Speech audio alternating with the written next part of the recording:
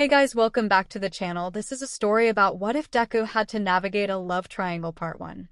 If you guys enjoy this what if and want to see part 2, comment down below and let me know before I start. Please do support for more awesome content and leave a like, and don't forget to subscribe to my channel and also share this video with your friends and check out the description in my playlist. The author of the story 𝗧𝗵𝗲 from fanfiction. So let's start the video. Chapter 1: The Incident. One day, like any other at UA, the students of Class 1A had the usual morning uproar, the normal thing, in the teacher's section. 𝗧𝗵𝗲 left to go to her class. The ex-hero number 1 was doing his usual paperwork when his cell phone rang. It was a message from Midoriya's mother. She invited him to dinner to thank him for her son's progress and that he had no longer been hurt like those times. He had gladly accepted the invitation because the truth was he was glad to be able to take a moment of tranquility that could be provided by that green-haired girl. He didn't know at what moment, but those visits had become something normal between them, until he finally realized. He had fallen in love with his pupil's mother. However, he didn't have enough strength to tell her and make her uncomfortable with his presence.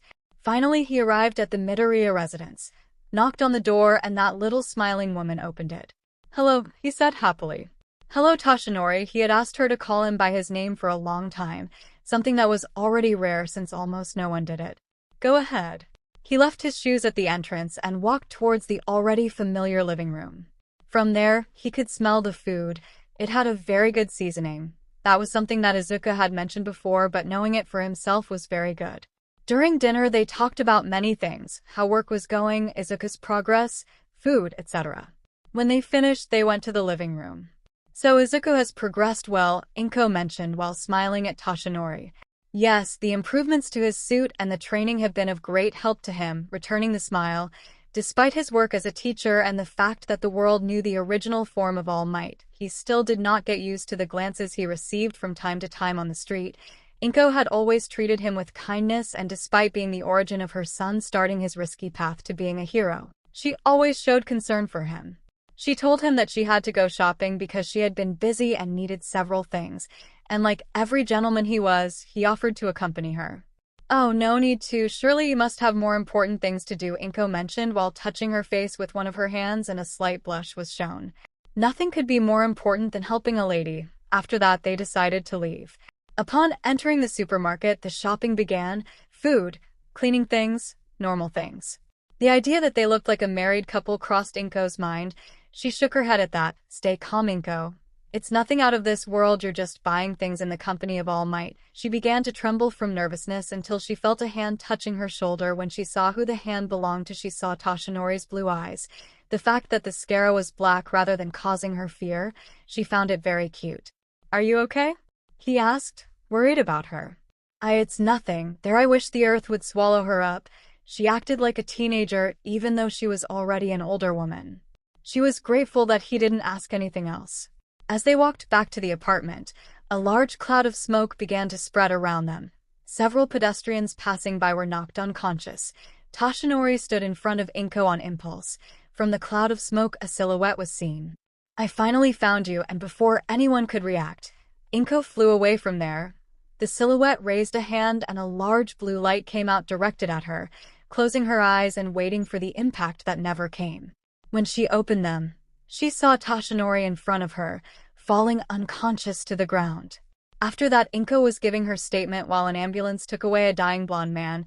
She felt guilty that he was like that because he had protected her despite his weak physical state. 𝗧𝗑 asked permission to go see his mother and was happy to see that she was safe and sound. I held the story for the ex-hero was not the same. In the hospital, Inko went in to see him first, but as quickly as she entered, she left. "What's wrong, Mom?" 𝗧𝗑 asked, distressed. "I think I'm going crazy. Or, All Might looks so young," she said, a little dizzy. The director who was there and the detective friend of the aforementioned entered, and wow, what was their surprise to see a Toshinori of no more than 25, his hair still disheveled. His body was no longer as thin but not as muscular as before. He could see a tranquility in his face. He opened his eyes when he felt observed. First, there was 𝗧𝗑 with a face of astonishment. Inko worried. The director smiled, and the detective was equally astonished that he felt strange. Well, in fact. "Is something wrong?" he finally asked. "I think you should see it yourself," his old friend answered him. At first he didn't understand, but when he saw himself he was amazed. He looked the same as a long time ago. He lifted his shirt, and instead of having a huge scar that took up most of his torso, there was only a very small one. Alone again. POV Inko. After the great change that Toshinori suddenly had, it was discovered that it was because of that mysterious villain. After several studies, everything seemed to indicate that it was rejuvenation, and after the study of Toshinori's cells, it was shown that he would not be able to return to his past appearance. Seeing the good side, he would no longer have to worry so much about his wound and the great damage to his body that it had caused him. According to what he had told me, he had lost part of his lung and his entire stomach. I thought nothing would change because he was still the same as always. Even young or old, he was attractive. Inko blushed at that thought. Inko, what things are you thinking about? While she cleaned her room. During the next few days, it would turn out that he would be busy giving lectures because his change was too obvious. Would it be that the symbol of peace would return? Thinking about that terrified her. But he had made it clear that he was still retired and mentioned to the press that even though his body had rejuvenated, his mind was tired of the constant pressure he received as #1, but that he would still help society by forging new heroes. I looked deep into my closet.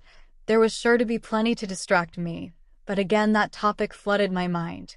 What he said at the conference had been enough to put the subject aside, at least for now, as the media would look for new headlines for All Might. His visits really were no longer.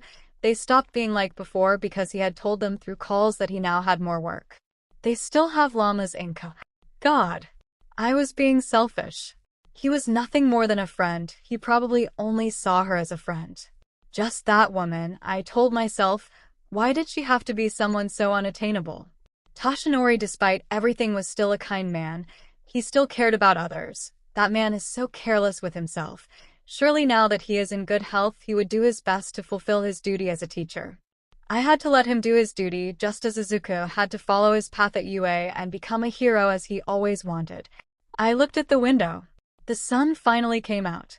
I guess cleaning my room to try to think about something other than that hadn't worked.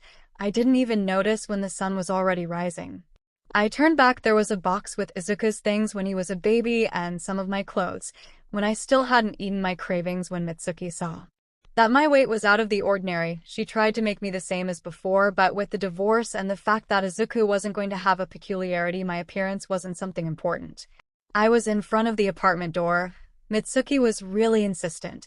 He scolded me for not taking care of myself and convinced me to exercise in order to lose weight. My mother and my aunt never got to the weight I have. I neglected myself. Although it is a miracle that I got to this point because my family is not big bones. Without realizing it, I laughed at several memories that came to my mind. My family. Luckily, it was Sunday morning. Well, it was just dawn and I felt the cold hitting my cheeks. The streets were empty. It was good because sometimes people stared at me too much when they saw me jogging. Those looks always made me uncomfortable.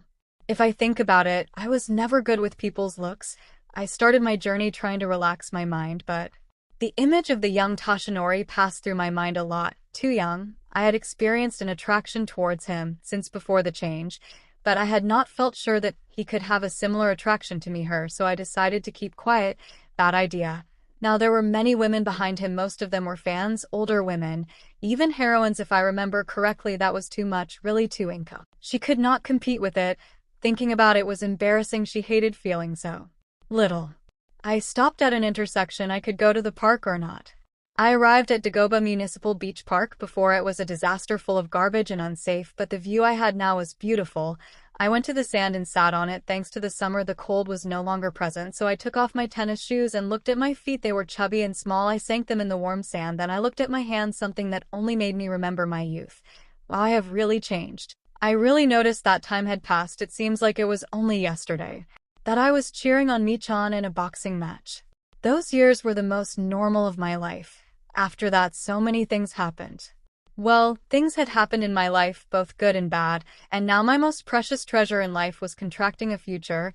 Izuku was no longer that baby that I could hold in my arms, and that was enough to protect him from the entire world. On the other hand, there was the fact that a few years ago I divorced Hisashi and I didn't even mention it to Izuku, and he hadn't asked. And there was Toshinori now dealing with his appearance and the extra work of being a teacher. Damn, I can't stop worrying about how all this must be for him. I touched my chest hard, and without realizing it, I felt alone again. This feeling was unpleasant. I don't like to feel it. I didn't want to go back to that. I stood up, shaking my head. get out of the negative, and smiled, remembering that heroine from long ago. She always smiled. In the distance I could hear the sound of the city. It was time to go home. When I got up, I felt a slight dizziness, but I ignored it. Maybe it was just because I got up too fast. I decided to walk calmly back home, and I noticed that I felt strange. Okay, I was starting to worry. I got home as quickly as possible and looked at myself. Maybe I was thinking too much, if that was it. I took a really relaxing shower. It was like a lot of things were taken off me. When I left, I went to my room. There I noticed something. It just can't be. After discovering that he couldn't return to what he was, he felt somewhat relieved because he would no longer have to worry about his limitations, even though he didn't have a quirk. But then he saw Inko's face, who was at the back of the room. He couldn't decipher her face. It seemed a mix of relief, and then her eyes showed some sadness. Toshinori really wanted to talk to her and find out if something was bothering her, but before he could address her, "I'm afraid we couldn't prevent some reporters from seeing your current state," the doctor had said with sadness in his voice, because it was his duty and that of the hospital to ensure the privacy of his patients. "It would be better to show our face before they start making crazy theories or spreading false information," 𝗧𝗵𝗲 mentioned in his usual tone. "I can help if you want to hold a conference." 𝗧𝗵𝗲 turned to the blonde with a look of determination to want to help him. After all, they were still good friends. "I understand." The mammal shook his head in approval at the detective's idea. "All Might, it's best if the conference is tomorrow, but you have to go out and inform the media." Director 𝗧𝗵𝗲 had already planned this in some way, something that really didn't impress him at all. "It can be done at the police station. After all, it is a safe place, and so it would not have to be done at you." Well, finally, everything had been decided. Tomorrow at 10:30 a.m. The conference will be held at the police station. The doctor had already left the room a few moments ago, and then 𝗧𝗵𝗲 and 𝗧𝗵𝗲 left, leaving young Midoriya. Only Midoriya. Toshinori cursed himself. How the hell he hadn't seen when Inko left the room. Most likely it happened after they started talking about how he would discuss this with the media. Izuku noticed how a strange grimace had started to form on his teacher's face. The reason for it? He didn't know. All Might. The young man was nervous. He actually felt relieved because he knew that All Might's health had not been the best for a few years. But the fact that he was young again could result in a disaster because he no longer had one for all. Many things could happen. What if people wanted him back without a quirk? It would practically be death. What if All for One got out of prison and went after him? Without realizing it, he was wandering, thinking about thousands of bad things that this could cause, until a deep but soft voice took him out of his thoughts. "What's wrong, young Midoriya?" Now it was Toshinori who was worried about his student. Am I? With a blush on her cheeks, she had once again let herself be carried away by her thoughts. "Are you okay, All Might?" The older man's laughter left him somewhat confused. "You never change, do you, young Midoriya? But don't worry, I'm fine," giving a soft smile to his student in the hope that he would calm down. "But what about your mother?" That question confused the boy for a moment, but then he remembered that his mother had been with him. "Oh, she went home. She didn't let me go with her." He sighed with some frustration. After all, she was his mother, and he cared about her safety more than anything. "He told me that he hoped you were okay and that you took care of yourself." The time had finally come, and although it didn't seem like it, he really couldn't sleep a wink at night. He wanted to talk to her, even though he knew that now it would be more difficult because it was too public again. He almost wished he wouldn't grow younger again. Despite the fact that people looked at him strangely because of his skeletal form, as if they were trying to understand how that fragile and weak man could be the same one who could knock down entire buildings with his fists. Really, after his retirement, he did not expect glory, only his slow and agonizing end. In the cold and lonely night, letting out more blood than his body had, waiting for the day in which it would be his end. But after the visit to the Midoriya house and promising that he would live to care for and protect Izuku, something changed in him. He did not know if it was the new desire to live or it was that look of the young man's mother, full of determination, that had changed his way of thinking. After that day, they had started making calls to be able to talk about the young man's progress, but those calls turned into weekly visits. At first they were a bit awkward. He came to think it was his fault because he was aware that he wasn't exactly the best company. That was what he had thought. But little by little the tension dissipated between them, and there, he could notice where Midoriya had gotten the good heart from. Having such a friendly and loving mother, without realizing it, he began to feel more comfortable with her because she had been the first person other than his students or co-workers to be friendly with him. Finally realizing he was already in front of the conference room, in front of him many reporters and cameramen excited. After all, this news was something very impressive. Thousands of flashes blinded their eyes. When they could finally stop taking pictures, they began the question session. Toshinori is really nervous inside. Even though being All Might, he always showed a smile, but this was the moment for Toshinori Yagi to speak. So he won't be able to return to his old form? A reporter asked. That was correct. His cells had been rejuvenated, and after the analysis it had turned out that he would in a certain way live again from that point. That's correct, since my body was rejuvenated. After saying this, thousands of questions were heard at once. At that moment Toshinori felt uncomfortable. Really uncomfortable, because he imagined what the next question would be. Does that mean he's coming back from retirement? Another reporter asked. This was the moment. Even if he wanted to come back, he really couldn't do it because he had already passed the torch of One for All. But that wasn't something the public was supposed to know. He stood up from his seat with his head held high, but this time he didn't show the smile he had when he was All Might. It was more natural and subtle. That was Toshinori Yagi's smile. What I'm about to say, I'm not saying it as All Might, but as the man under the suit, as Toshinori Yagi. With those simple words, he managed to get everyone in that room. I really appreciate the fact that you want me to come back to be your #1 hero, but he let out a sigh that everyone understood. Tiredness, exhaustion. Whereout everyone knows what my old condition was before, I mean the state of my body. I lasted years in those conditions, and despite the fact that several people close to me told me that it was time for me to retire, I didn't agree. I never let my health situation be made public, especially because the villain I defeated in my last fight was the same one who wounded me almost to death. Now everyone in the room didn't believe the fact that All Might had resisted for who knows how long and was still the symbol of peace. To answer your question is, I plan to remain retired, but I will help society by forging new heroes. He said that last thing with a smile on his face, as if he were. It's not he was proud to be able to say in the future that those great heroes were his students. Again there were murmurs, some positive and others not so much, until another reporter raised his hand to ask a question. What kind of damage did you have before? All attention was again directed to him. Well, everyone knows that a hero always risks his life for people who need his help. During my fight I received a blow to the left side. He touched that part of his body. He had really barely thought about it because now he had a normal and functional body again. The strangest thing happened in the morning when he felt a roar in his stomach. It was the sound he used to make when he was hungry like any person, but it was strange to feel it after so many years. Because of that I lost my entire stomach, one lung leaving the other, with some capacity to function in addition to other organs. The shape you saw before was the result of consecutive surgeries in addition to a scar that could give anyone nightmares. Again a silence was formed in the room. Toshinori felt that he could hear the sound of his heartbeat, and just at that moment he remembered. It had been another visit to the Midoriya's house. He was in the living room waiting for Inko, who was carrying the tea, when it happened. A coughing fit had hit him. He tried not to be obvious when he noticed the blood stains on the table and the floor, and before he could react properly, he felt a light touch on his back. Wagi-san. The poor woman helped him calm his breathing and gave him a glass of water to soothe the sharp pain in his throat. He was finally able to regain his composure, feeling ashamed of the scene he had made. Are you okay? Her voice sounded so worried. He felt bad for worrying her and tried to form a smile on his face. I'm fine, but I notice how a frown forms on his face. This usually happens sometimes. He had finally decided to tell her about his injury during his story. He could only look anywhere else but at her. He felt bad for looking and feeling so weak. A small hand touching his made him finally turn to look at her. She still had that worried look, and it seemed like there was something else in her, but he couldn't say what it was. She again looked away, this time at her hands. For a moment she found the difference in size funny. She was so small and soft. He was big and rough. I'm sorry you had to see me like that. I know I'm not the best to see so. But before he could continue, she interrupted him. Don't say that. She released his hands and touched his bony face. He almost shuddered at the touch because it was light and warm. You are someone I like to see. He was just surprised by it and looked at her. Her face had a tender blush and her eyes shone in a strange way. Do not belittle yourself.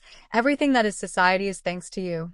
That peace that people enjoy and adore thanks to your efforts fighting against evil.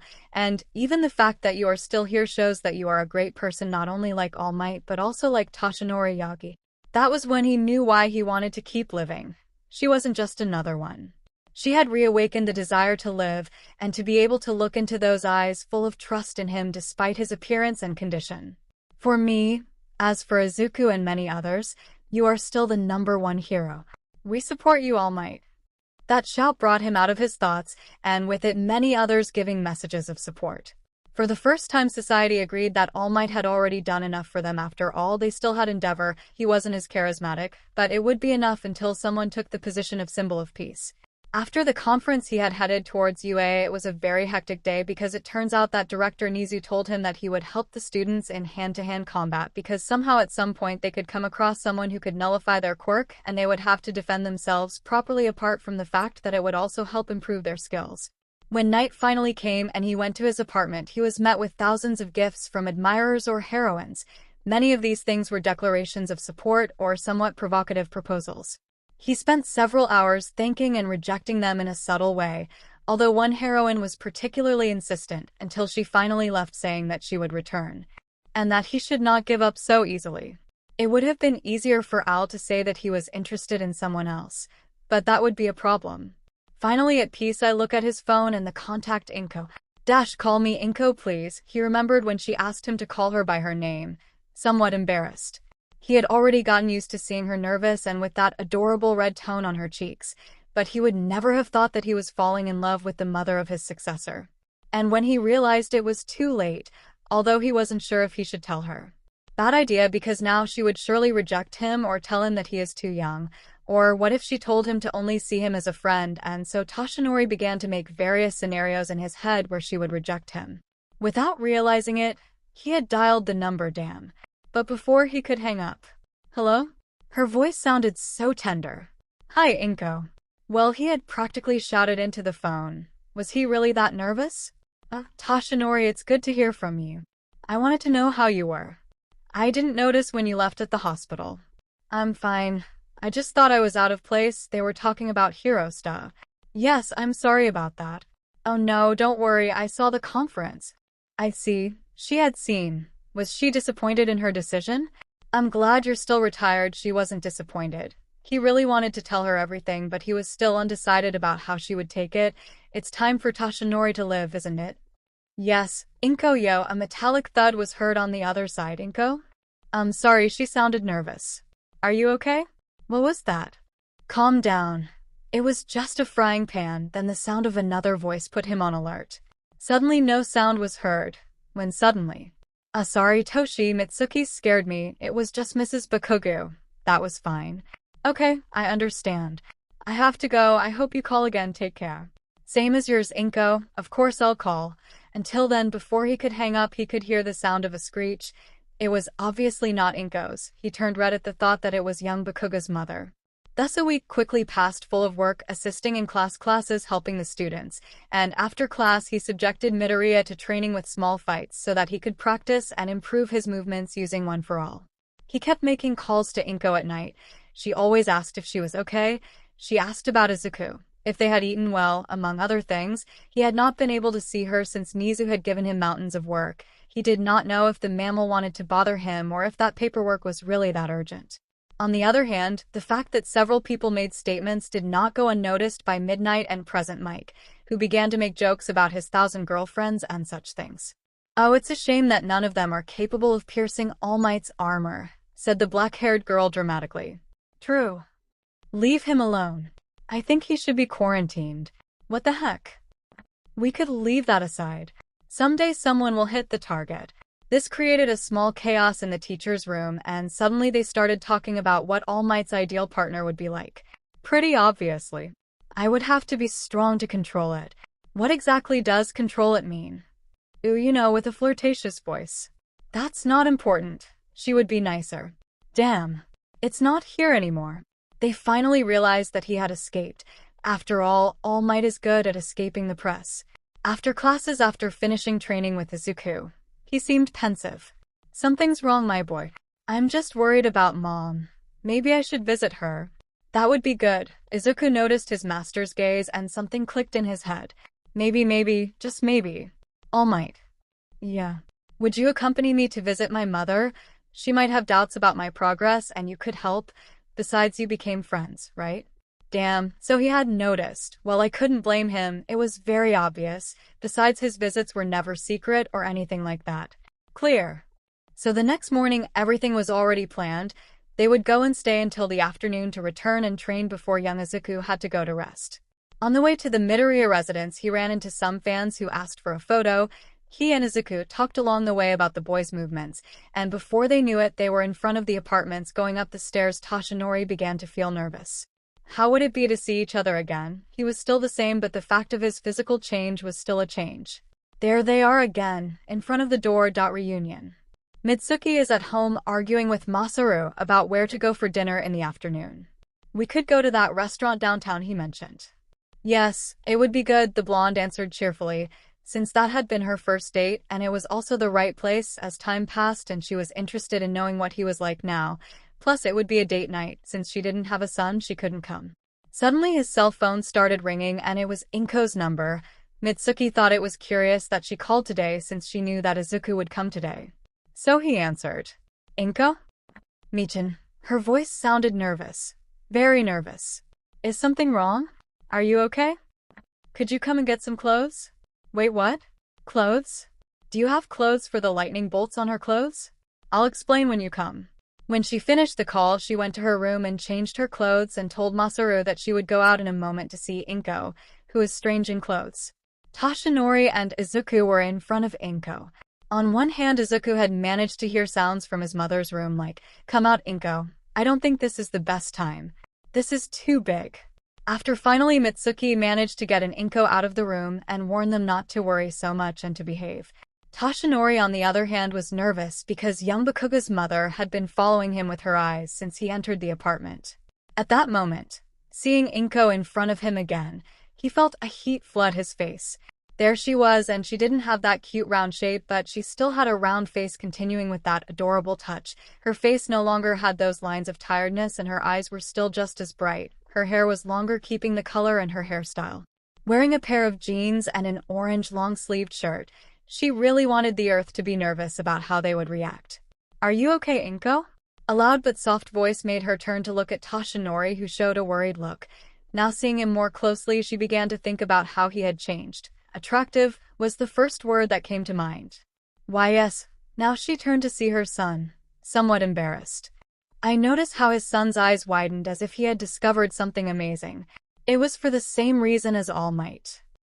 Most likely since she didn't have a direct impact like I did on her. It was retarded, the blonde mentioned thoughtfully, because it was assumed that he had received the full impact. Perhaps some of it reached Inko.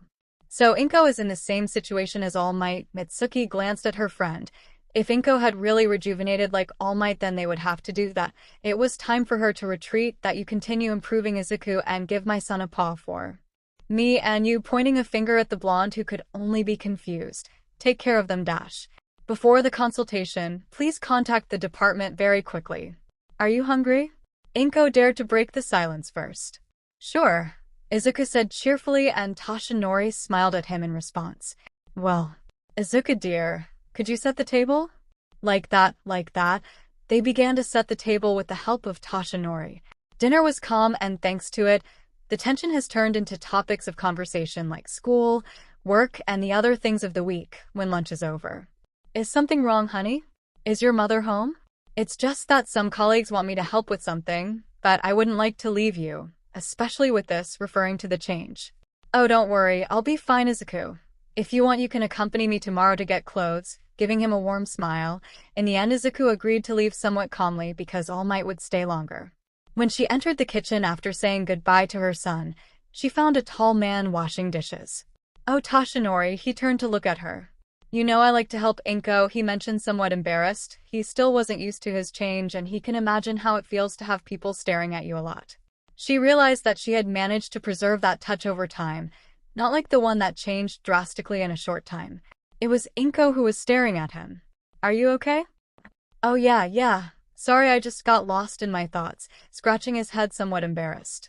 And what were you thinking about? She was curious. Before Toshinori could think carefully about what he was going to say, the words just came out of his voice. You're still beautiful. Did he really think she was beautiful? Had he heard right? She turned to look at him. Well, I mean, you look good. Not that you didn't before. You were fine before too. I don't want you to think weird. It's just that A laugh made him stop talking. She was laughing. Her laugh was soft and now a beautiful sound to him. It's really only been a week since he has seen her. Calm down, Toshi. The first time she called him, that was in a meeting, and then in that call. I'm not going to think weird, but I actually feel relieved. I understand. I think I should return the compliment. She has now found herself more lively. Return the compliment? He asked curiously, and she nodded. He thought for a moment and then smiled. You're still a great sunflower. A sunflower? Now he was confused. What was a sunflower like? Yes, because of your hair. Think of what you have as a sunflower. Movements with his hands on his head, Toshinori touched his hair as if it were a sunflower and began to think that it was true. I see. You flatter me, Inko. So they both made tea and the path of 𝐒𝐻𝑗𝐾𝐿's advances during the fights they had. Inko feels more relieved now that she can talk to Toshinori again. He showed that he remains the same. Only now he does not have those attacks of more and more energy. On the other hand, Toshinori was amazed by Inko, because she had maintained the touches for a long time. And, looking at the cup that was now in his hands, how is it? Well, I'm really not used to it yet, he said sadly, remembering the day that happened a while ago tomorrow, and he himself was scared by the reflection in the mirror, forcing himself to remember. What I could be thankful for about that was the fact that I could finally have a good night in years without having to wake up in the middle of the night due to an attack of sharp pain in his side. Is there something wrong? He looked at her again. Nothing is really wrong. The good thing about this is my health is another good part of the same fact that I like in the mornings along my reflection, he laughed to himself. It was ridiculous to be scared of his reflection, although it was an image that he had not seen in a long time and that had already remained in the past. Oh, that's good to hear. You had me worried. And how about you? You? She looked at him somewhat confused until she remembered that she now had to get used to her body. An apology. I'm really trying to assimilate that, I imagine, can I ask you something? He said, somewhat embarrassed. He finished asking.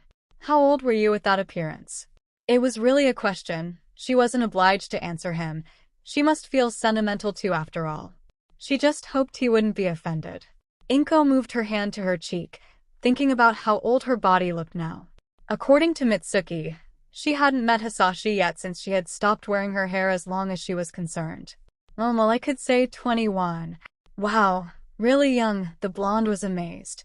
Despite being young, I can't tell many anecdotes from my youth. Years later, I met 𝐒𝐻𝑗𝐾𝐿's father. Toshinori can hear how his voice is somewhat joyful. The only really good thing I achieved in my life was having an 𝐒𝐻𝑗𝐾𝐿, Toshinori approached her and touched her hand to try to get her out of her trance.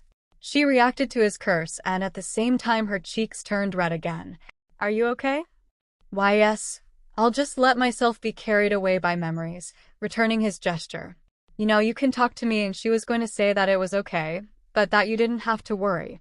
It's just that I really wanted to live a normal life. So much so that I didn't hesitate to marry Hisashi. From one moment to the next she looked out the window. Oh, the first years were good, giving all my love to him, and what to say about when I found out that I was expecting 𝐒𝐻𝑗𝐾𝐿. The grip on Toshinori's hand suddenly tightens, and the way his features harden is not out of anger, but out of sadness. Even though I loved him and gave him a son, in the end it wasn't enough for him. I wasn't enough for him. In those moments Toshinori didn't know what to do. Should he comfort her or tell her something? He was never very good at dealing with people. But she wasn't just anyone, she was Inko. He wanted to protect her, but before he could say anything she spoke again. When we finally decided to divorce was when Izuku was barely 3. It was mid-January and Hisashi had decided to go home and spend the new year with family, and as expected little Izuku was happy about his father's visit, as was Inko. But she knew there was a purpose behind her husband's sudden visit. If he still can't keep calling her like that, then he really didn't hesitate to go abroad, in addition to not asking much about her pregnancy or being present in. This is because Mitsuki was taking care of little Katsuki, and her other friends couldn't go see her without attracting attention. But despite this, it was one of the best moments of her life. This was a good day. At least at first, when night came and Izuku was left sleeping in his room. His voice was neutral. Met someone else. What? Stunned by his frankness. There's someone else in my life and I'd really rather be with her. Looking away. At that moment she didn't know whether to hit him or kick him out of her house. Are you saying you prefer someone other than your own family? Can this really be called a family? What are you trying to say? I only know your name, Inko. We barely knew each other enough, and I really don't think that asking you to marry me so soon was the best idea. He let out a big sigh. At least I will continue to support them financially and I can come. I don't want to see you again. Wait. No. You're just leaving this marriage so quickly? He never told me about your proposal abroad. You never asked me about the pregnancy.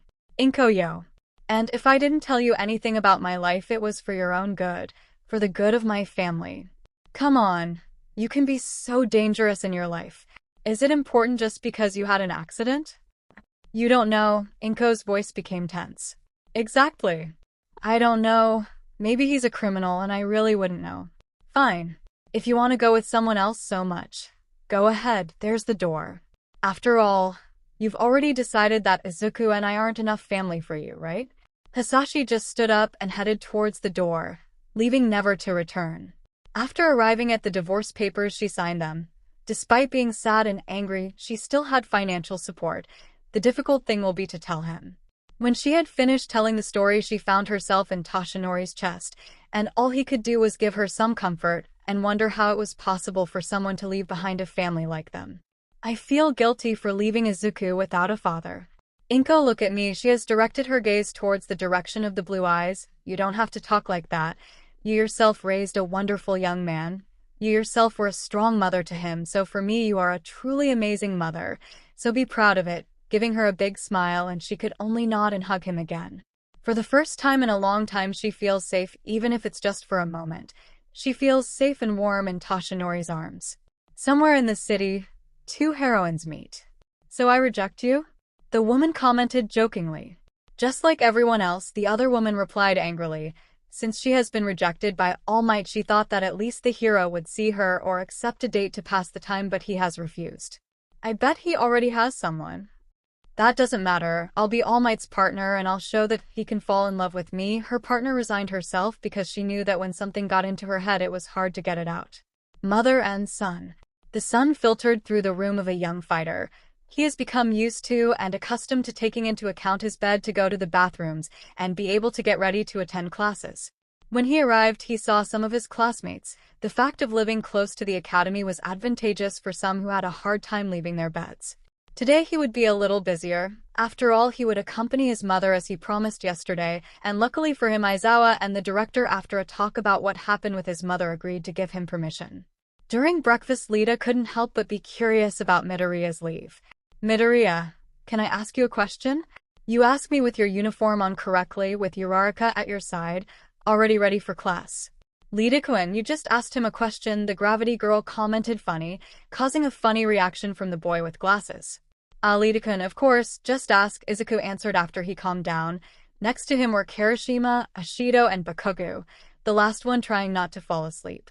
What is the reason for asking for permission to go out on the first day of this week?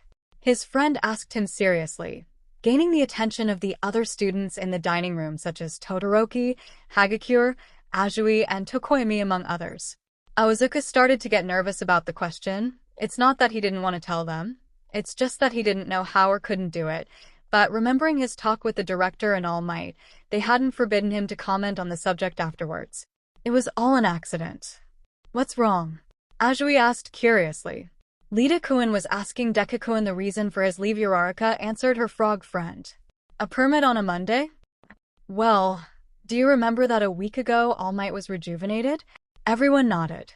Of course, fucking Deku. Bakugo shouted. It bothered him to talk about that.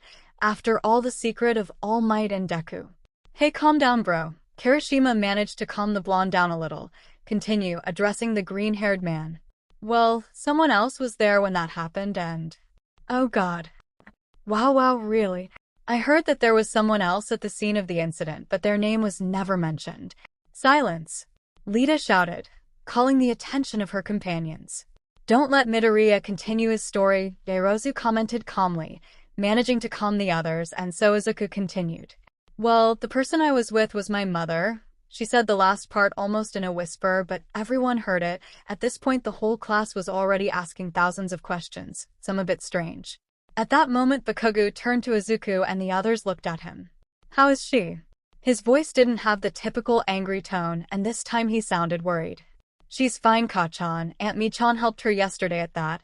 The moment she calmed down and was new to her furious experience. Okay. With that, he left for the academy. Bakugo himself worried.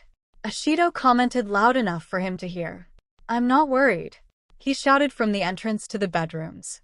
Wow, you have good hearing, Kaminari commented. Is the permission to see your mother, Deku-kun? Uraraka asked the young man.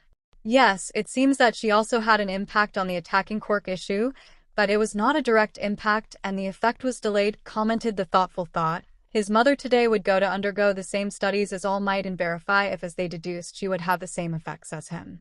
Midoriya, I'm very proud of you. Being a good son, he commented, patting him on the shoulder. And what exactly will you do, Midoriya-kun?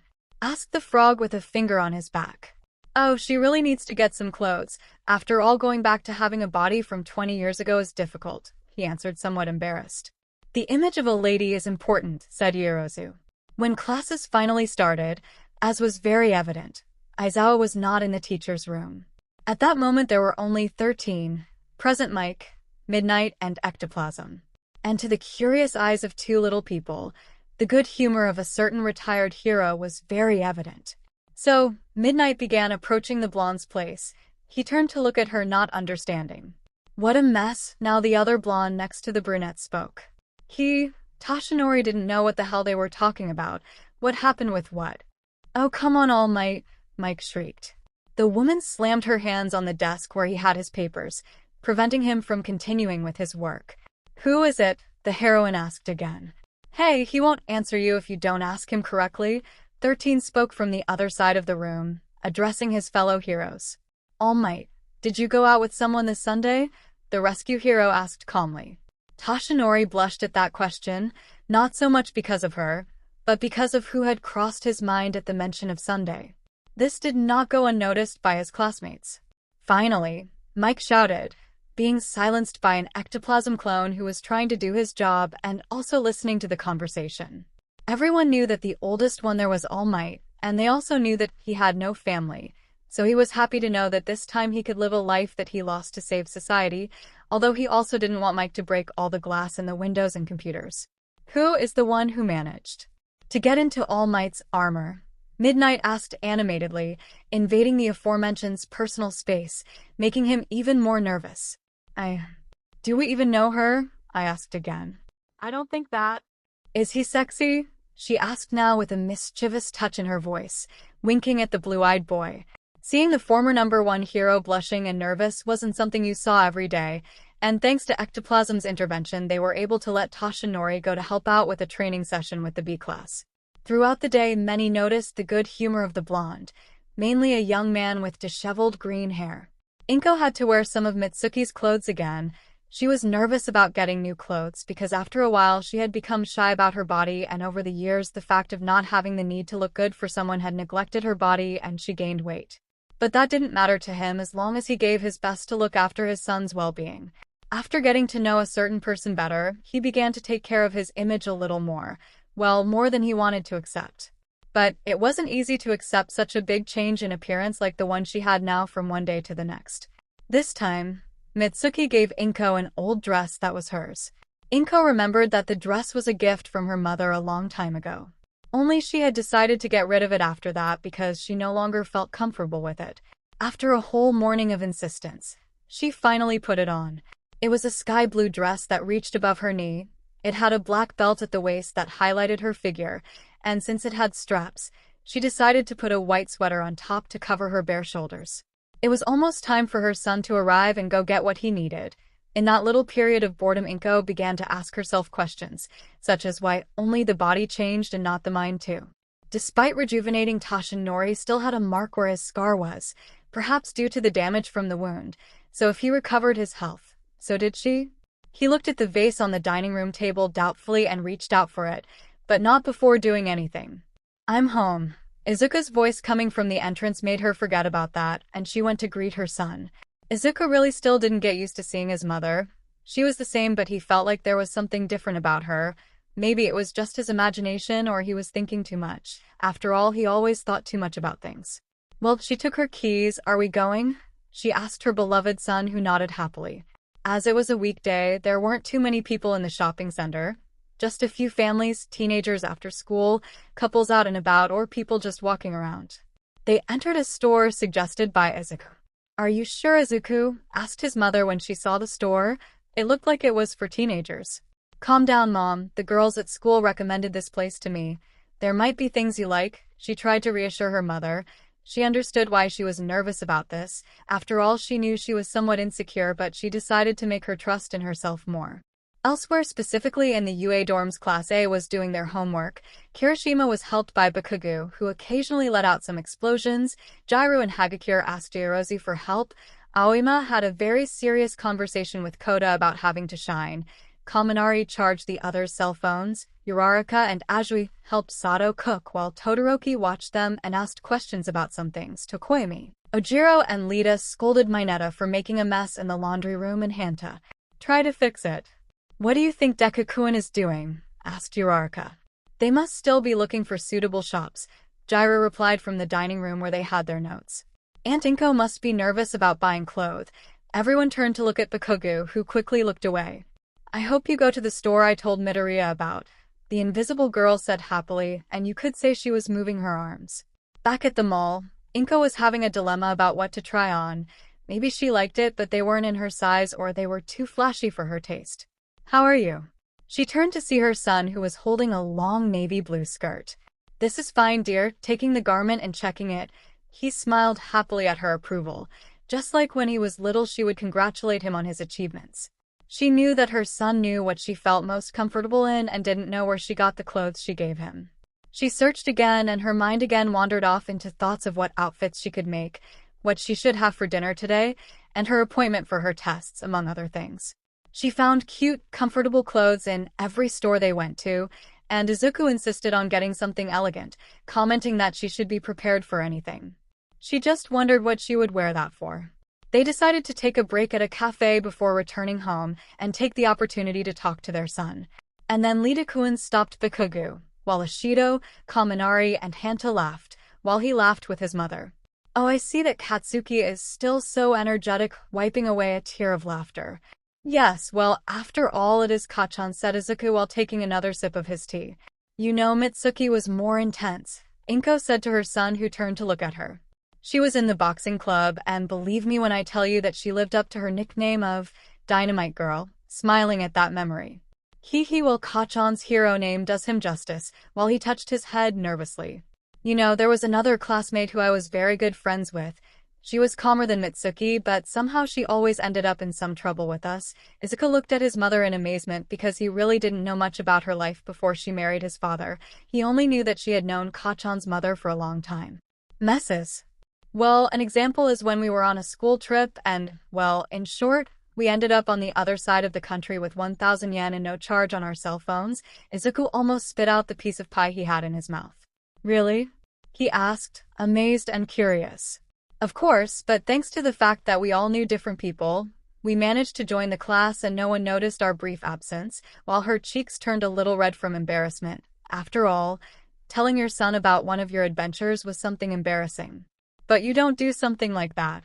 So they both laughed for a while, and Izuku looked at his mother. He wanted to ask her, but he felt it wasn't appropriate to do so. He watched his mother turn to a nearby store where they sold hero stuff like toys, clothes, accessories, etc. And thanks to his good observation skills, he noticed that she was looking at a certain hero item, and he noticed a smile forming on her face. "Mom," he began a little hesitantly. "What's wrong, honey?" I turned to look at him worried. Izuku felt more nervous when he saw his mother, because she was very pretty and he didn't remember much about what she looked like before. Well damn. How did he have to do this? He had his suspicions and he wanted them to be true, but he didn't want to stick his nose in where it didn't belong.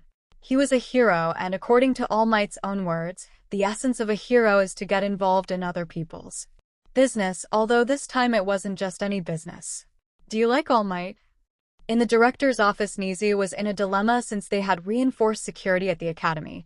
Perhaps some employees felt somewhat suffocated by the security measures. One of those people was his assistant. "I'm really sorry, Director 𝗎𝗎, but I hope you understand me," said the woman in front of his desk embarrassedly. Due to the security measures, she had felt uncomfortable and feared for herself since being the assistant of the person in charge of the UA who was in the sights of the League of Villains. Well, it was a lot for her. "It was okay. If you need a letter of recommendation, just let me know. After all, you were very good at your job," he said in 𝗵𝗲 while drinking his tea. After he sighed, he was somewhat irritated because, considering how difficult it would be to find someone who met the conditions and aptitudes for the job, he would have to do more work than normal. Inko felt her face start to burn after her son's question. Was she being too obvious? And if Toshinori knew too? Would it be okay to tell Izuku? After all, he was her son and she knew he wouldn't judge her. Izuku noticed how his mother's face reddened and her gaze looked different. Maybe he had made a mistake, but before saying anything again. Am I that obvious? Her voice sounded nervous and she let out a small nervous laugh. Well, a waiter had to help Inko with Izuku, who fainted after his mother's confession. When he was a child, he asked for his new father to be his favorite hero, but with the passage of time he knew that was impossible, and now there is a possibility that his childhood wish would come true. Oh my god, are you okay, Izuku? His mother asked, worried about her son's fainting. Izuku stabilized himself and tried to control his excitement. Really? He asked his mother again excitedly. Inko smiled tenderly at her son and with one hand brought him closer, giving him a kiss on the forehead. Oh my god, Izuku screamed, after Inko managed to control her son. Are you better now? The student just nodded, already calmer, or he was very funny and sweet when he got excited. Do you want to ask something? Since when? Well, you could say that sometime after our meetings I started to get to know him better, the man under the suit, and well, it happened, she said, somewhat embarrassed, but I really don't feel like I have the courage to tell him. I think you should try it. Inko looked at her son, who had a determined look on his face. I think he's attracted to you too. Hey, I'm the one who should be giving you love advice, she commented mockingly while ruffling her son's hair. He only complained about his mother's affection. I'll think about it. With that, one more day ended. Izuku in the dorms after leaving his mother at her apartment and finding out about the mess Mineta made in the laundry room, being attacked by the girls asking about his mother's clothes, training a little before going to sleep. Toshinori had a lot of work filling out paperwork and stuff. His only defense class was B class. When he got to his apartment, it was already late, so he felt bad for not being able to talk to Inko. She was probably already asleep. He glanced at his cell phone to see that he had a message. I hope you had a nice day, Toshi. Rest well. Good luck tomorrow. Inko, and fell asleep. Finally, here are the results of the tests she took to find out if she was really in the same situation as a certain blonde. She headed home thoughtfully until the tests confirmed her son and Toshinori's suspicions. She finally arrived at her apartment, which was clean and daylight filtered through the windows. Inko headed to her old armchair. She was not really busy now Izuku was away from home. It has been a while since she had a job as such, and her old friends have no communication with her, except Mitsuki. I turn my gaze to my home phone and notice a small blinking light. Messages? With some hesitation he walked over to it and pressed the button to listen to the voice messages. First there were 3 rings. Inko. It's me, Mitsuki. It was the voice of her blonde friend. I hope you don't forget our date today. Something clicked in Inko's head. She had completely forgotten about it. Another 3 taps snapped her out of it quickly. Hello. It was a very, very different voice from Mitsuki's. I hope you still remember my voice. I wanted to see if we could meet again. After all, something tells me that there is a lot to tell each other. Call me. Inko stared at her phone for a while as if she knew what the other person's words meant, but she knew what those words meant. Calm down, Inko. She took several breaths and then took her things again and headed to Mitsuki's house. They had already planned to meet 2 weeks ago, and she needed to talk to Mitsuki about the message from that person. So, there was the Class A, each of them so amazing at using their quirk to save people with their goals of being a hero, with their qualities and various characteristics of each of them. But they weren't a group of 20 teenagers dealing with a dorm problem yet, as on the big day. Yesterday, Mineta had accidentally put one of his grapes in the washing machine, and they decided to wait a day for it to come off, and that's it. But dorm life isn't an easy thing. Not even for a hero. Ida, as class representative, offered to talk to Aizawa about this issue and talk about how they destroyed a new appliance. At first they tried to fix it, which was not a very good idea, and even less so what Kaminari did. This corrected the risk of leaving the building without electricity. Bro, when he finds out, he'll train us mercilessly. Kirishima declares to his teammates. Momo-chan, don't you know about this? Jairu asked her friend, and she just shook her head. I could study everything about a washing machine, and it would take me time to create a fully functional one considering I have never made one. Does anyone else have any ideas on a possible arrangement? Hanta asked, and many shook their heads. Uraraka turned to Deku thoughtfully. Deku-kun, don't you have any idea about this? As he got closer. Well, the truth is that I came to the dormitories before my mother taught me more about the maintenance of this, he said, Saddened by not knowing how to help others, he did know how to fix some other things, but he was nothing like his mother, who always had a solution for any problem. Do you think it would be good if we asked for her help? 𝗧𝗵𝗲 answered thoughtfully. She didn't know Midoriya's mother very well, but the time she has managed to see her, she seems very kind. If stupid Deku asks for help, she'll sell it. For the first time, Bakugo joined the conversation while he had his arms crossed and visibly irritated. You know that if you also ask her for help, she will come, Izuku replied to the blonde. Shut up. He left the laundry room. Wow, 𝗧𝗪𝗧𝗏 commented, so Deku-kun, do you think he could help us? So the whole class asked him to ask his mother for help, since they did not want to cause problems by replacing another appliance. The microwave was already electrocuted, the refrigerator had no doors, and the television cables had all been damaged by accidents. There I was in a kitchen. Mitsuki's strong point was never really being an expert in that area, but her friend wanted to make a dinner for her husband as a detail and asked Inko for help, who according to Mitsuki had the best culinary skills.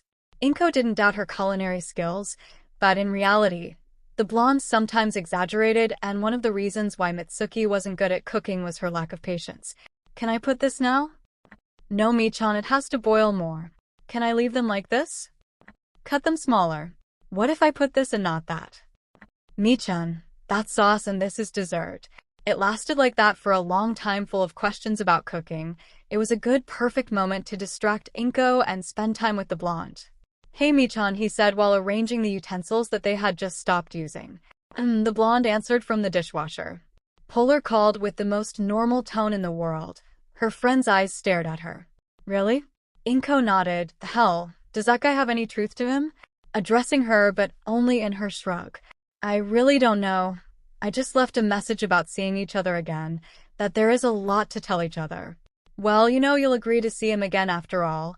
Sooner or later Izuku will find out about your things. A strange smile formed on Mitsuki's face. It's expensive, thought Inko, and Oromedo will know it too. You know that Polar is not one of those people who reveals secrets, and I know that I will have to tell Izuku. He turned to the side, hiding his face, and it's all might. Your Blue Knight, while he patted her ribs, causing her to blush more. On the other hand, the teachers were in a meeting with Director Nizu. Nobody knew what the cause of this was, but it had to be something important. Well, the call is because the personal assistant position is free. I called you because, I can't accept just anyone, said the white mammal seriously. So you want our help? Asked 13 from his place. Something like that. If it is possible to accept recommendations that you can make me. As you know, this position is not only for heroes, since the essential thing is to know how to help me with the organization of the academy. Will you conduct interviews? The retired hero asked. The mammal nodded. I already have someone in mind, but having several options doesn't hurt. Well then, when do you want us to bring our recommendations? Asked Midnight. It will be fine next week. Do you want to try again? A tired voice asked his companion. Of course. The other voice replied, I won't let that big fish escape from my net. He was never in your network. She shook her hair in a strange way. He will fall for this electrifying beauty, winking at her. He's like 15 years older than you, the tired woman exclaimed to her companion. She didn't understand how he continued with the idea of attracting All Might. Age is just a number. Sighing as she leaned on her partner's shoulder. I've always wanted to know what it's like to be next to such an aw man, she sighed again. Your craze of love. Well, it looks edible, said Mitsuki, looking at the plate. Inko laughed at her friend's face, doubting if it was at least edible. I bet it tastes good, Michan, touching her friend's shoulder. It can't be that bad, right? Of course. Inko laughed at her friend again. After daring to try that dish, they noticed that its flavor, although it was not the best in the world, was enough to surprise Masaru, that was for sure. Luckily, they made extra dessert, and they were also upset. It had been better than the main course. Wow, I can't believe I made this, as he took a bite of his piece. It's delicious. Inko mentioned while trying it again. I told you it couldn't be that bad, looking at her friend who nodded. Hey, Inko, have you tried it? Oh, come on, don't play dumb. You know what I mean. Inko left her plate on the center table and looked at her hands curiously before looking back at Mitsuki. Yesterday I was going to try something, but Izuku arrived and then I just forgot. I'm used to not thinking about that. Let's do it then, she shouted euphorically. She grabbed Inko and lifted her out of the house and took her somewhere. Inko did not react immediately to the other woman's sudden action, but resigned herself since she knew that she would not leave her alone until she had her doubts cleared up, apart from the fact that she had her own. Well, here we are. They were in an advantageously lonely park. Are you sure it's okay to do it here, Mi-chan? Inko asked, embarrassed and doubtful. Yes, just do that thing that makes you shine and it will be enough. I mean, I don't want you to be left without clothes, he said the last thing with a certain mocking tone. Hey, I thought you forgot that, looking away. Oh, come on, if I were to forget that. Fine, let's do it, smiling at Inko. She looked at her and nodded. Mitsuki was just trying to take her nerves away by playing around a bit. Somehow it did the trick, and Inko closed her eyes waiting for something. The blonde moved away a little from her friend and noticed how her face relaxed, letting a light sigh escape her lips. Then her hair rose a little. At first she didn't know if it was because of the wind or something else. But when she saw that Inko's body began to shine a light green tone, she got excited. Inko opened her eyes again, feeling lighter, and noticed her friend's face. I think this works, said the green-haired girl with a smile. Inko arrived at the apartment after her visit with Mitsuki. She really felt stranger now than she already did. A sigh of tiredness came out of her lips. She wasn't very exhausted, but the fact of using her quirk after a long time was somewhat exhausting for her despite just shining like Mitsuki said. She headed towards the kitchen thinking that it would be good to have dinner to regain energy, but she didn't want to make anything too elaborate. She saw that there was still some left from the night before, so she decided to heat it up and put on more comfortable clothes.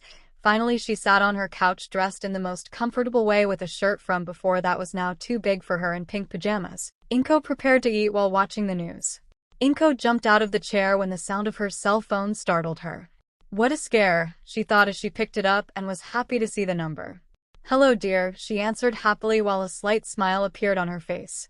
Hi, Mom. Her son's voice sounded a little nervous and she could hear other voices in the background. Is something wrong, honey?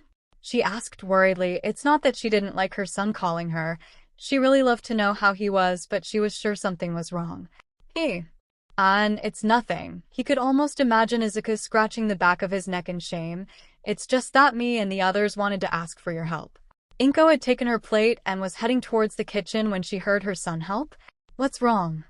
He could hear on the other end of the line. Tell him Deku-kun. Now. Yes, come on, maybe I can ask. Well, you see. Say it once and for all, Deku. Inko was a little scared when she heard Katsuki's voice, and then she could hear other classmates calming him down. Sorry, her son's sad voice was heard. Oh, calm down, dear. Now tell me what a group of heroes need my help with? He let out a small, somewhat mocking laugh. Well, we've already accidentally had to change some of the appliances in the bedrooms, and the other day Minato broke the washing machine and we don't know how to fix it. We haven't told Aizawa-sensei because, well, I understand. Inko was left thinking. But if you can't, I understand. It's just that you always manage to fix everything, and I thought maybe you could help us. But if you can't, we'll find a way. Inko giggled upon hearing her son's nervousness. Mom? Okay, 𝗧𝗍𝗧. Inko headed to her room. When do you want me to go take a look? Again, she heard other voices suggesting days and stuff like that. Tomorrow? 𝗧𝗍𝗧's voice sounded doubtful and sad. The teachers have to attend a council meeting and morning classes will be cancelled. I see. Okay, dear, I'll see you tomorrow, Katsuki. It's okay, Mom. Take care. Well done, Midoriya. Kirishima commented, lightly slapping the green-haired young man on the shoulder, who had some scratches from the small attack by his foundling companion. I feel like you are using my mother, he said somewhat badly. Uraraka looked at him worried because she knew he was a good person and his mother was just like him. An idea crossed her mind. I know, he said, drawing the attention of his companions. What's wrong, Uraraka? Asked Lita, moving her arms in a strange way. We can do something for Deku-kun's mother for helping us, as she put her hands together and looked happily at Deku, who seemed to get excited at the proposal. Yes, it must be done, said Ishido, appearing from among the others. But what would be appropriate? While she put herself in a thoughtful pose, the others also began to consider the doubt. I could make him some sweets, Sato commented. How about dinner, Yaoyorozu? And everyone seemed to like the idea. All right, Class A. We have to plan a present, Lita declared, and the others nodded. Back at the Midoriya apartment, Inko was sitting on her bed, still outside the sheets, thinking about her quirk and Polar's message. She wondered what she should do now. Izuku already knew that she had feelings for Toshinori and had encouraged her to tell him. On the other hand, she was in the same position as the blonde regarding the good thing about rejuvenating. Plus, there was Polar who wanted to see her again, and that meant that she would soon have to tell Izuku about that. She decided to braid her hair so she could sleep, and when she finished, her cell phone rang again. She wondered if maybe it was Izuku agreeing to a new day or something like that, but when she saw the man, she felt a blush on her face. "Hi, Toshi." "Hi, Inko." She sounded so happy. "I was worried about asking her about your results and all that." "Well, it turns out I feel the same as you," the blonde's voice said in a somewhat mocking tone, trying to dispel the concern. Yes, it seems so. You know, we should meet up and talk about how weird this is." Inko froze at this. She had just asked Toshinori out. While on the other end of the line, the blonde was in shock. "Well, that would be nice, Inko." "Oh, well then, how about Saturday?" The green-haired girl wondered if this was flirting or something like that. She was never good at that, and also didn't have time. "Sounds good to me. I'll pick you up at 6? The blonde answered doubtfully. "Sounds perfect to me," she said softly. Maybe it was good to try something. "Rest, Inko." "You too." Bye-bye. When the call ended, Inko was bright red and her heart was racing. Well, maybe she was exaggerating a bit, but damn. She just asked Toshinori out and he accepted. She hid under the sheets trying to hide her shame from no one in particular, when another always caught her attention. This time it was not her cell phone but the home phone stranger, she thought, because almost no one called her landline. Who could it be, she said to herself as she prepared to answer. The number was not registered, so she didn't know exactly who it belonged to. "Hello?" She answered doubtfully. It was not likely that it was some company offering something or those things since it was already late. "Lady-sama," Inko froze at that voice. "Polar?" Doubtful, or rather not believing it, so long without being able to talk to him for safety reasons for her, and now he was talking to her. "I see you still recognize me, Lady-sama. Are you still calling me that, Polar?" "I can say the same." Inko froze at that. Well, after all, it seems she still had that habit. "Well, I understand. So how would you like me to call you, Polar or Director Nizu?" While a smile formed on his face. "Well, privately I don't see any problem with Polar," the mammal mentioned while sipping some tea. "Well, I think the same." He sat down again on his old sofa. "Lady-sama, I have a proposal for you." Inko raised a curious eyebrow. "What is it about?" He heard a laugh from the other end of the line. "That's why I need to see you. It's not something that can be said over a phone call." Okay, I understand, but do you think it's okay?" "I'm sure. Besides, I know that All Might gave you access to UA." Inko let out a nervous laugh. She had known Polar for so long, and now she forgot that he was technically Toshinori's current boss and director of the school her son attended. "I just ask that you come next week." "Well, you caught me. See you next week, Polar." He happily said goodbye to his old friend. She was finally able to go to sleep tomorrow. She had a group of teenagers to help and think about what to wear on Saturday, plus her curiosity would kill her until her meeting with Polar at UA. The next day, Inko got up early to go to UA. She was wearing a sky blue shirt and pants with the phrase Hero N.1. The letters were in different colors because it had been a gift from Izuku when she was in preschool. She also wore a black sweater with 2 white stripes on the arms. "I didn't want to go so dressed up because if it was a washing machine the problem would be water involved." I walked calmly to the academy looking at the people who were going to their jobs or to school. When she finally arrived, she took out her pass and the alarm didn't sound. "Okay, here we go," she said to herself, walking in the direction of the first-grade dormitories looking for her son's group until she found the building and went to the door knocking. A few seconds passed until Izuku opened the door, surprised to see his mother there but remembering the call from last night and letting her in. After several minutes of greetings to those she already knew, as well as hugging an embarrassed Katsuki, Inko finally asked to be taken to where the problem was. When she finished taking a look. "And how bad is it?" Kaminari asked, nervous about the answer.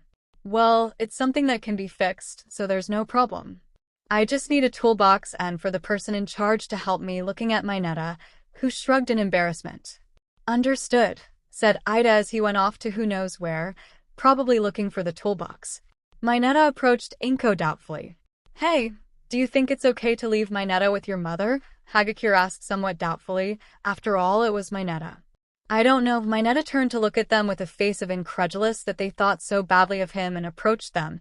"I'm a pervert, but I have limits, you know," he said indignantly. Inko watched as her son and the others talked. It was good to know them all because Izuku always told funny stories about the dormitories as well as how great their quirks were. She also knew about them because in the same way Toshinori could not leave aside his side as a teacher, and it could be said that he proudly boasted about the progress of the two hero classes. While in a room full of teachers and directors from other academies like Shiketsu, Toshinori struggled to stay awake, but was lucky to see Aizawa cornered by the heroine, who kept asking him to marry her.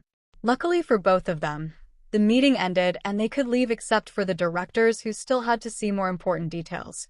On their way back, they tried not to bother Aizawa, but it was difficult since he was wearing a scarf on his head, making a great contrast with his dark outfit. Although Mike was willing to tease the eraser hero, which caused a few laughs among the others. "You should go out with Emmy," Midnight said to her tired-looking companion. "She just bothers me with that. I don't think she's serious."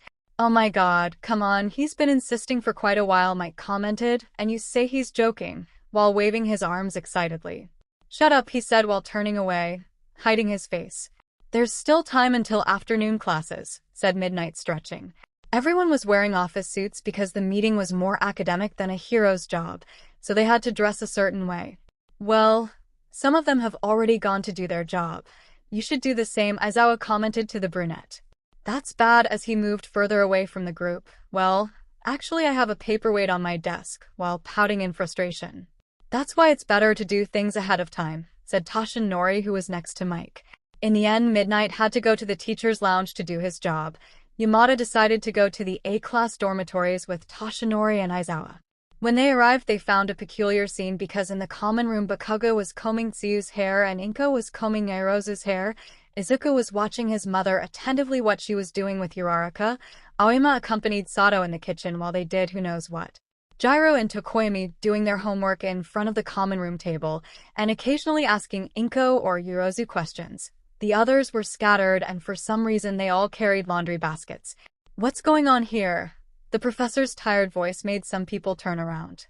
"Aizawa-sensei." "Toshinori." "Present, Mike," he shouted, causing confusion among everyone. "Well then, Mrs. Midoriya is here, why?" Aizawa asked with a somewhat serious expression. He was more tired than anything. His students didn't know what to say. If they told a lie he would notice, and the truth wasn't very reliable. The teacher turned to look at Midoriya's mother. The good thing was that he already knew about her situation, so he was not surprised to see a woman who looked younger than him. "If you'll let me explain," he nodded. "I came to bring Izuku some things he needed that he had left in the hotel room at home," she said calmly. Izuku knew that his mother was lying because everyone knew why she was there, and they had already explained to him why they didn't want Aizawa to know what happened with the washing machine. But he knew that his teacher could be very picky when it came to unraveling lies, and that worried him about how his mother would act when questioned by a professional. During the interrogations, he and his classmates only had to trust her. "And what would be so important for you to come in person?" he commented sternly, but it was his tone that didn't intimidate the green-haired girl. "Oh well, what else could it be but this?" she said as she walked to her backpack, which by now everyone realized she had brought. "Hey Kaminari," Jiro whispered to her partner, who turned to look at her. "Did you see that she was wearing that?" He just shrugged his shoulders in denial. Inko took the backpack and began to search through it, gaining everyone's attention until she pulled out a notebook. This is one of Izuku's hero analysis notebooks. Happily, as she opened it and searched for something in particular, "The reason he asked me to bring it is because it mentioned something about adding information," she said so naturally. Izuku now had a few questions in his head. How had that backpack appeared there? Why did his mother have that notebook? And how did she manage to act so natural? He began to get nervous with so many questions until he heard his mother speak again. "Izuku." She was looking at him and he shuddered. Yes, as he stood up straight, his son's reaction amused him, making him laugh a little. She searched again until she found the page she was looking for. She may never have looked in detail at Izuku's notebooks, but she knew quite a bit about the content of each one, and this one in particular had notes about a particular hero. "Here," she said, pointing to the open page. Aizawa looked at the page and saw that they were his notes. "Since Izuku has him as a teacher and he is observant, he told me about adding notes. But since the move was quick, he didn't pack some things," she said while touching her cheek, and with the other she held the notebook with the pages open. "Is that true?" the dark-haired boy asked tiredly to his student, who nodded fiercely. "Well then I'm going to sleep." With this he headed to his room. Everyone could only look at Midoriya's mother so calm, making Aizawa believe what everyone knew was a lie. So she's Midoriya's mother? Yamada asked, walking towards her with Toshinori at his side. Yes, a pleasure. You must be present, Mike, while shaking hands. Oh wow, they're so popular, he said out loud, but then turned to his blonde companion. But All Might is no more. After a while and finishing combing the frog girl's hair, Yamada asked the green-haired girl to do something to her hair as well, earning a look from the other blonde. What the heck, he thought as he felt All Might's gaze on him. All Might, 𝗵𝗃𝗃 shouted euphorically. Is something wrong, young 𝗵𝗃𝗃? Looking at him with curiosity and making him stop looking at Inko combing Mike, the ashy blonde lifted a comb and had a strange look, one could say chilling. Now the new vision of the A-class living room was Inko combing the hero priest Mike, who watched as All Might turned to look at the green-haired girl, while Inko also from time to time turned to look at Toshinori, who was under the hands of Katsuki, who seemed excited to have the former hero's hair at his mercy, something that they would discuss with Mitsuki. Izuku noticed All Might's gaze when the other blonde asked to have his hair done by his mother, but he didn't say anything. The others got ready to attend afternoon classes that would start in an hour, while Aoyama and Sato finished their thanks. Well done, said Inko, happily seeing her result. She had tied the blonde's hair in the middle, but he had a few braids that gave him a more relaxed style. Thank you, Midoriya. The hero thanked the woman, then they turned to look at their companions. Inko felt her face burning and tried not to be noticeable. 𝗵𝗃𝗃 had tied All Might's wild hair back into a high ponytail. It may have been a simple hairstyle, but now his face was freer as his two locks no longer framed his face. Inko thought he looked too good. Wow, said Ishido, appearing from who knows where. All Might looks great on him, giving him a thumbs up. Thanks, while touching the back of her neck. Boom. Another crush for Inko, who just stared at her and then felt the gaze of her son, who was at the kitchen table with some plates in his hand and he was making signs with his face. Well, that's what she thought because he was making a lot of strange gestures. Finally, she turned to Toshinori and he turned to look at her. Come on, Inko. Don't worry, he smiled at her when he saw her. Damn, you look too good, while he put a hand over his mouth. It suits you well, Toshinori, with a slight smile on his face. Yamada, who was on the other side of the room, looked at this cute scene out of the corner of his eye but decided not to comment on anything. Maybe it was just his imagination, or they were friends after all. They spoke to each other using the suspicious name, he thought, but decided to wait before making conclusions. If it resulted in something more than friendship, maybe she was the one who melted All Might. Alright, young people, I'm leaving, happily as he headed for the exit, but first he addressed Inko and All Might. It was good to meet you, Midoriya-san. See you, All Might. Leaving the dormitories towards the teacher's room because he had to talk to Narumi, while a smile formed on his face. She's not going to leave him alone.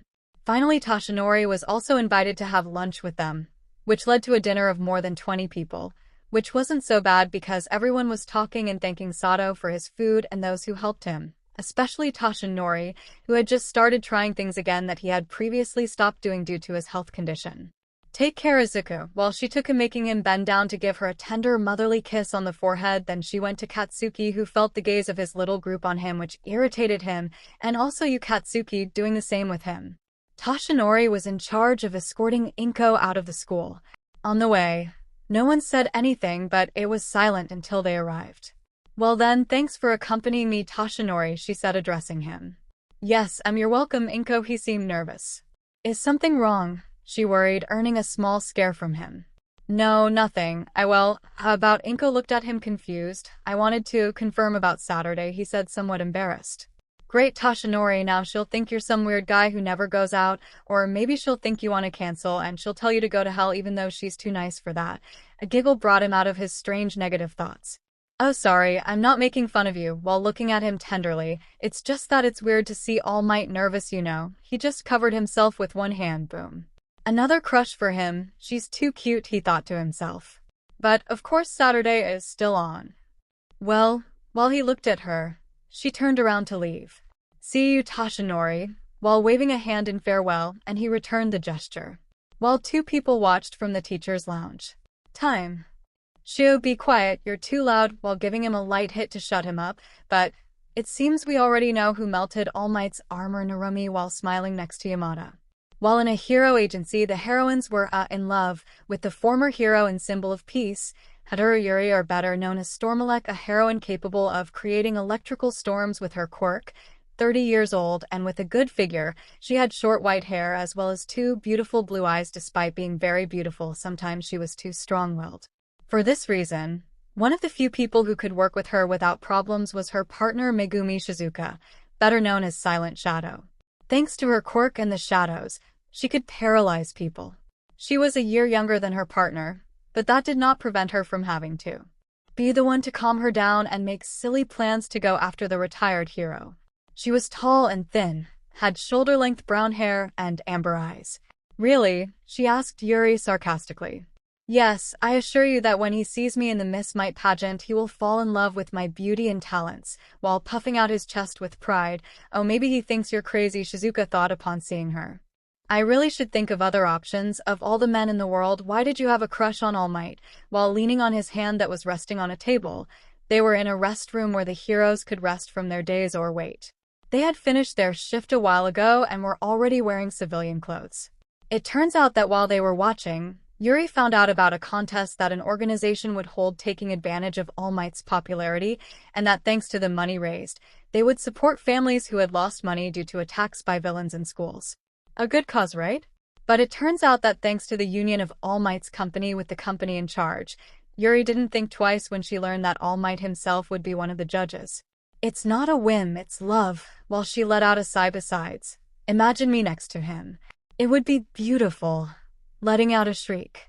I understand. Then she turned to see one of the bosses of her company, and in fact he was addressing them. I'm sorry for the interruption, but I need to talk to you too. Without further ado, they both headed to the upper floors where the bosses were. Something serious, Shizuka thought. After a few minutes when they went back out to the room where they were, Yuri had a huge smile of excitement on her face, almost looking like she was going to explode, and Shizuka just looked exhausted. Not by the talk, not by the opportunity, but by how her friend would try to take advantage of the opportunity. See, fate wants to bring us together, a romantic office story, as she moved dramatically. Sorry, but remember that we are not the only ones applying, and you are lucky because Midnight recommended this company. While she sat on an armchair tired, now she would have to prevent her reputation as heroines from being ruined in that interview. Could you stop being so bitter? I won't let this opportunity slip away. While she looked at her friend with determination, this will be a disaster, thought the brunette. There was Mitsuki with clothes strewn around Inko's room while she touched her chin thoughtfully. As soon as Inko arrived from the academy, she cornered her to get the soup out of her. As soon as she found out, she promised Inko that she would help her so that stupid man would be so amazed by her that he would want to have a child with her. This, of course, embarrassed Inko. I don't want to go that far, she said, embarrassed by the things her friend was saying. Still, without looking at her while taking a few clothes, Inko just turned red as a tomato. Stop saying those things. Embarrassed. Seeing her like that made Mitsuki laugh, but she also knew that if things went well with the Inko, it would be fine this time. She wouldn't be with an idiot who would change her. After a while of looking for something cute enough to not seem like she didn't do it with enthusiasm, but also not to make him think she was so in need of attention. Well then, will this be okay? The blonde asked her friend. Yes, it's very pretty, Mitsuki smiling at him. Of course. While scratching her nose, proud of her choice for her. Besides, it will look better on you. While taking Inko's hands, remember to have fun, dash. She had noticed Inko's doubt about this, betting that she thought she wasn't enough for the former hero, or that maybe he just wanted a friend and wasn't interested in looking for a relationship or something like that. I know, Mi-chan, she hugged her friend. Thanks for helping me, dash. You're welcome, while stroking her head since she was still taller than her. The date. Inko couldn't sleep early on Friday because she's thinking too much. Poor Izuku has inherited many things besides physical characteristics. He's been tossing and turning in bed, thinking about how to say it like a Toshinori. Maybe it's too soon, he told himself once he turned over in his new bed. I should wait a while at least, turning over in his bed again. Plus this one that I haven't even told Izuku he was going to turn over in his bed again, but on one side of his bed. Inko untangled herself from her tangle of blankets and glances at the clock next to her bed. '3:00 he whispered, letting out a tired sigh. Oh, Inko, why do you think so much? He got up and went to the bathroom and washed his face. He checked into his bed and settled in. This time I'll listen to Mitsuki's. I just have to have fun. Finally, I arrived on the scheduled date and Toshinori's nerves didn't help much. Damn, I look like a teenager. I'm too old for these things. During the day the role was played. This place is a mess. While he looked at his apartment and had his hair tied up ready to clean, being the #1 hero for so long he can easily think of a life full of luxuries and travel. But the thing is that it is always preferable to live simply and have an apartment somewhere quiet in the city and have your privacy, especially after your situation after the surgeries and your drastic change in appearance, preferring to be withdrawn from the world when it was not everything could. So he started cleaning up first in the living room, which was the first thing he had to do with his guests, which has been taken into account, so that the thought has not been taken into account when the person from 𝗵𝗃𝗧𝗏 has arrived. It cannot be counted. Inko always proved to be a devoted mother, always keeping her house in order even when 𝗧𝗂 was there, and since he was a whirlwind, she is really impressed with that, and yet now she only has one answer: to leave her life as a withdrawn hermit behind. Maybe it was because today, with her on the occasion, on the day, at present, in the house, although not in the way that it didn't seem like she was going to be kidnapped or something. When finished, it is that place that is used in the kitchen that is not used outside or in time. The protein that you eat to try not to die. This made her head to the refrigerator, where she didn't find much she should go shopping for, seeing that it only had some reheated meals and bottles of water, as well as some medications that needed to be refrigerated. He took one of those and stared at it, still not believing the idea that he no longer needed to take care of himself as much as he did just a month ago. He looked at the bag of trash he was carrying in his other hand, and again that bottle of medicine sat there for a while until he finally let go of it. It was a strange feeling to no longer depend on pills to keep living, and he felt that feeling more when he got to the bathroom, where of course he had more medicines. Throwing them away would be a waste. So he gathered them all together, and then gave the ones in his room to 𝗵𝗃𝗧𝗏. She would use them appropriately. Well done, he said proudly, and seeing that it was barely 1 in the afternoon, he decided to buy normal food. Because if he was recognized now, he decided to wear a cap and a face mask so as not to attract the attention of others. In the supermarket, he was doubtful that buying is not like he is a pro in the kitchen, but he also did not want to get carried away by anything works. He would take care of his health, even if he was no longer dying. Already ready with his purchases, he went back to his apartment, and wow, it was different going in before than now, not only because of the cleanliness but also because he followed a piece of advice that Inko had given him before. It happened after a time in which they treated each other more like friends than a teacher and mother. That day Toshinori had been distracted by everything, so Director Nizu gave him permission to leave before taking advantage of this to go with Inko. She was looking at the photos in the living room. They were all of mother and son. She knew that 𝗧𝗂 didn't talk about his father for some reason, but she didn't feel like she had the right to ask Inko anything. She was so attentive looking at those photos that she didn't realize when Inko was talking to her. "Oh, sorry, Inko." While he touched the back of his neck, embarrassed, she looked at him with concern. "Did something happen, Toshinori?" While she left a cup of tea in front of him, drinking it happily, feeling the flavor run down his throat was calming. She gave herself tea that wasn't too strong and also helped her relax. "No. I was just looking at the photos," he said thoughtfully, looking at his cup. "They're nice photos, aren't they?" she said, looking at one where there was a 4-year-old 𝗧𝗂 in his all-might costume giving a peace sign like the hero did. "I bet he'd be embarrassed if he knew you were watching them," letting out a small giggle. "He's always been like this, right?" Looking with a subtle smile. "It's just that I wonder why people post pictures." This earned him a curious look from Inko, and he shrugged a little. "I mean, it's just that I don't have many, or at least only like Toshinori, so it's not like I have much to tell." Embarrassed, taking another sip from his cup to hide his embarrassment. "He'll think I'm crazy." "You know," she said calmly, and he turned to look at her. "You can start being more Toshinori now, right? Besides, I bet the classes you have would love to take pictures with you," giving him a subtle smile. Maybe watching as she got up from her seat and heard a subtle, "I'll be right back." He stayed in the living room thinking. Maybe it wasn't a bad idea to start living more like Toshinori. She came back with a photo in her hand and gave it to him. There was 𝗧𝗂 in his high school uniform looking embarrassed, and his mother next to him, both with a big smile. He didn't understand why she was showing it to him. "You know, for me, photos are memories of moments that I was able to capture in an image and not just in my memories. So every time I see them, I remind myself that my life is full of great moments." He stared at her until she noticed and got nervous. "Well, I want to say that it would be a good idea for you to capture moments, well, you know, that are important to you wherever you see them." "I'll say that if you want," she said nervously while waving her hands, and her face had a faint carmine tone. That time she almost let out aloud that she looked pretty. Toshinori looked at some photos she had posted after that. Some were with her coworkers, others from the time she was in America, and of course with her students, but there were 2 that were really her favorites. One was with Nana in Gran Torino, and the other was the photo of a certain freckled boy and his mother after an entrance ceremony at UA. "To think that she gave me one of her photos," with a smile on her face. He had a light lunch since he still didn't know where he would go with Inko. Oh boy, he would go out with Inko. He still didn't believe it, or he didn't want to believe it. When it was time to get ready, he decided to go for something casual but not too lazy. He put on dark green pants, a simple black shirt, and a jacket that David had sent him when he found out about his condition. It was white with navy blue details and had California Smash written on the back. It was a reminder of his stay in California. When he arrived at Inko's house, he looked doubtfully at the door. It was already a little after 6, and he wasn't one of those who arrived late. It was just that he had been staring at the door. I sure look like an idiot staring at the door so much. He gathered his courage and knocked. He could hear the sound of footsteps approaching. There she was, wearing a skirt that went from her waist to her ankles and a sleeveless, long-necked white blouse with horizontal black stripes, with her usual hairstyle and a light touch of makeup. Plus I swore I smelled a sweet fragrance. "Oh, you're here, Toshi," she said, smiling. "Well, I'm here, Dash. Why did you say that?" he asked himself, but managed to cause a giggle from her.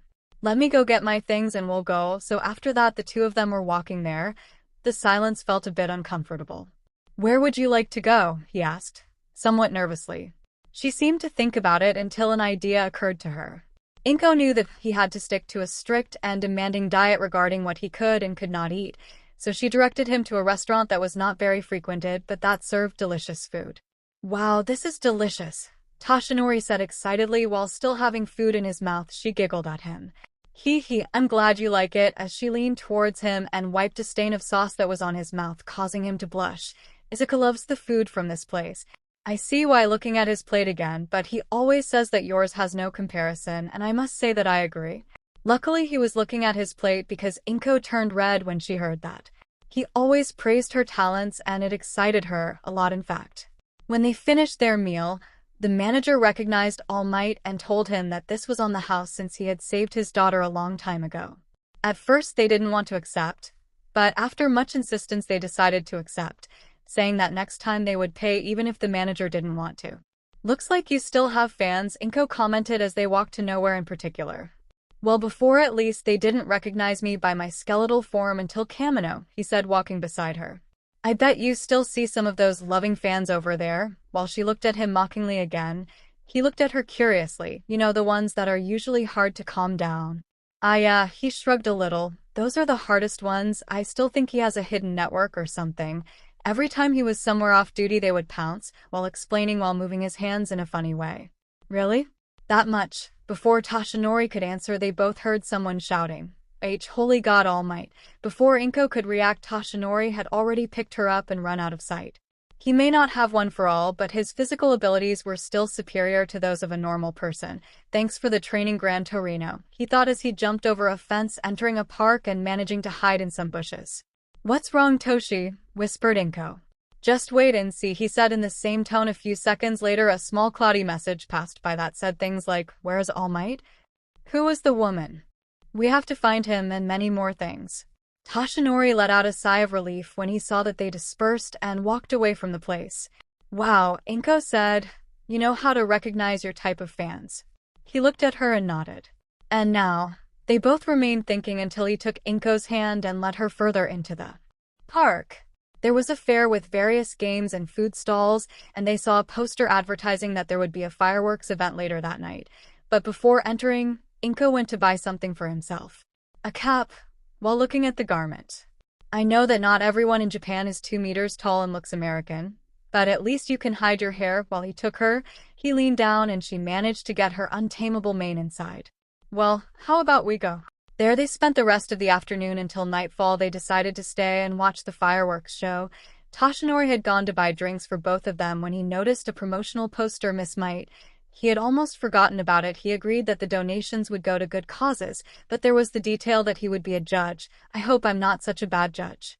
When he returned to the place where they were, he looked at Inko from behind while her hair moved as well as her skirt.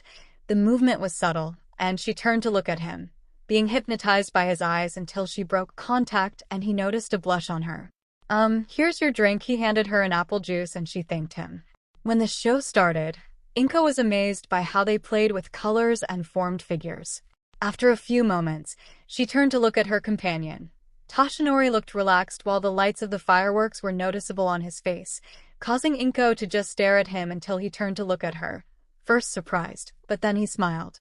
Toshinori walked Inko home and she invited him in where they chatted a bit and joked about how their clothes didn't fit and such things. At one point neither of them realized how close they got until they were face to face. They both stood still looking at each other until the distance between them was shortened.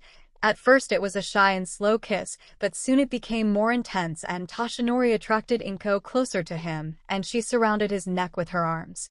It was not until air became necessary that they separated. "Toshinori," she said in a whisper. At that moment, everything in his mind exploded. "Inko, I don't." He let go of her and stood up embarrassed. "Wait," Inko tried to say, but he was already very distressed. "I'm this." He hit a piece of furniture as he backed away. "Not me, I'm sorry," he said as he headed for the door and left the apartment, leaving a very confused green-haired woman. That night neither of them could sleep. That same day, a white-haired woman was discharged from a clinic accompanied by two of her children, 𝗵𝗃 and Natsuo. "Are you okay, mother?" 𝗵𝗃 asked while looking at her mother, who was looking at the city. She turned to look at her and nodded. "Let's go. Mom will surely want to see where she will stay," her son Natsuo commented happily while carrying a suitcase with his mother's things. Because his condition had improved so well over the past few months and he was now able to be in more contact with 𝗓𝗓 without having an attack, they thought the best next step was for him to finally leave the clinic. But we had two options.